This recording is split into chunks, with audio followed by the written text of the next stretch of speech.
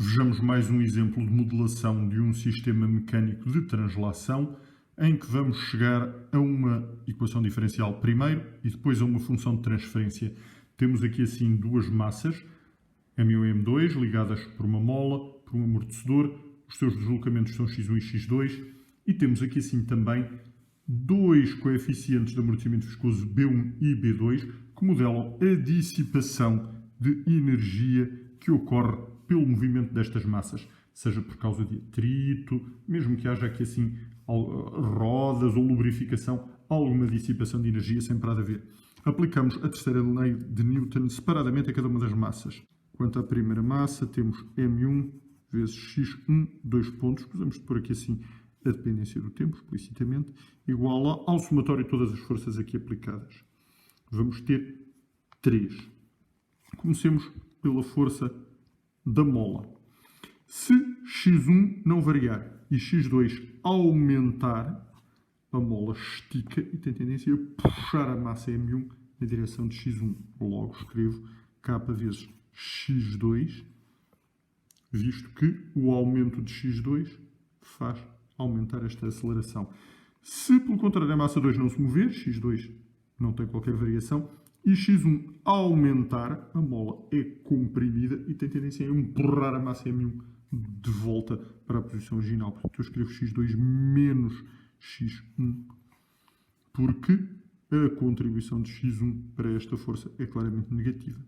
A isto eu tenho de somar a força causada por este amortecimento B.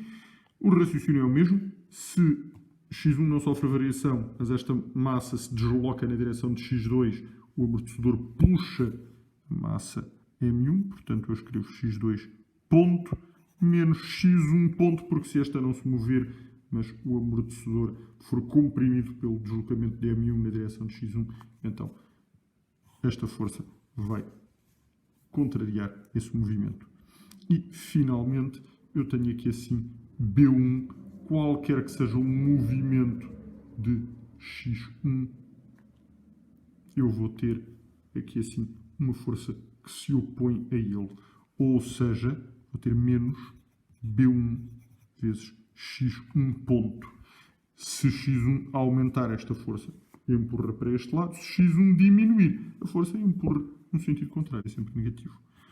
Para M2, o raciocínio é o simétrico.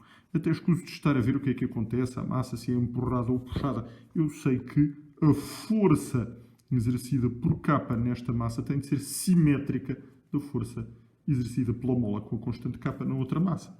Portanto, aqui assim vou ter K vezes x1 menos x2, mais B, agora sucede o mesmo, a força exercida pelo amortecedor com constante B tem de ser, na massa M2, tem de ser simétrica da força exercida na massa M1, x1 ponto menos x2 ponto. Agora, para terminar, tenho aqui assim sempre esta força que se opõe ao movimento, menos B2, x2 ponto.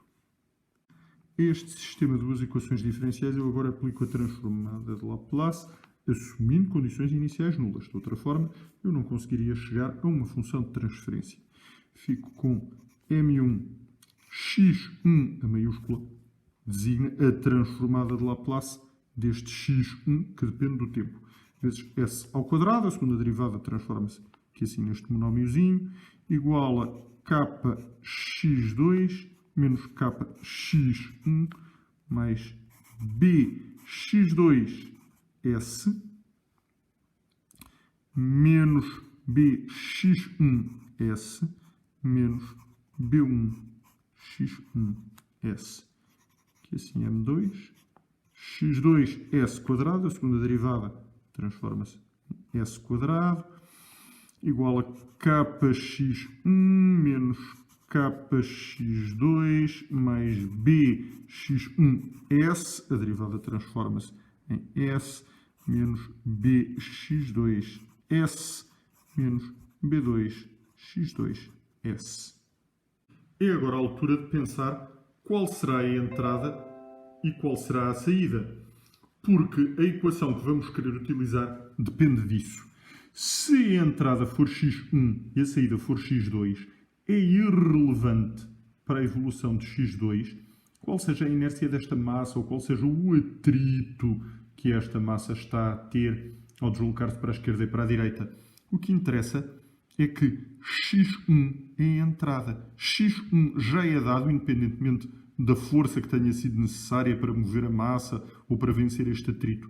E, portanto, M1 e B1 são irrelevantes. É a segunda equação que nos interessa.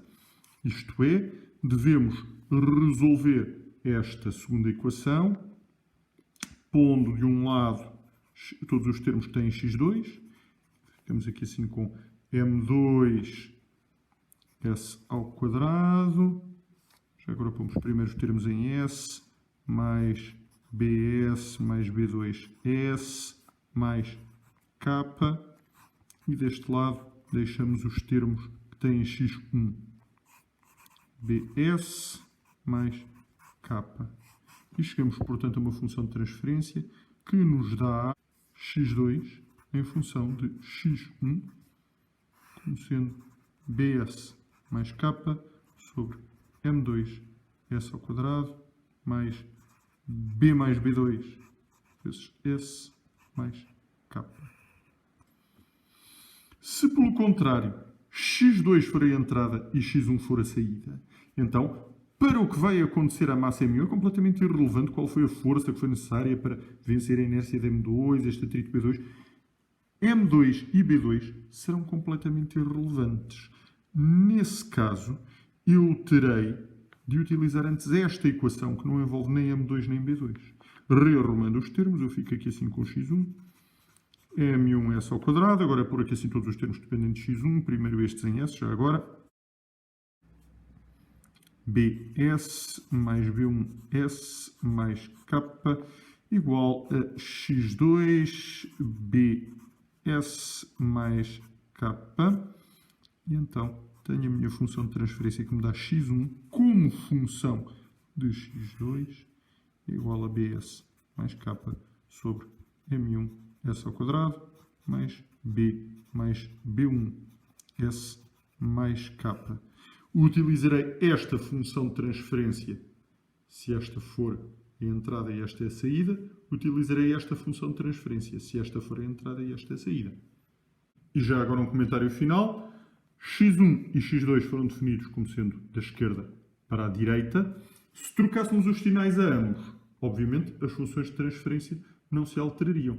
Podemos perfeitamente definir ambos como sendo da direita para a esquerda, refazer toda a modulação, a equação diferencial, as funções de transferência. É só questão de ter atenção aos sinais e teremos naturalmente de chegar ao mesmo resultado.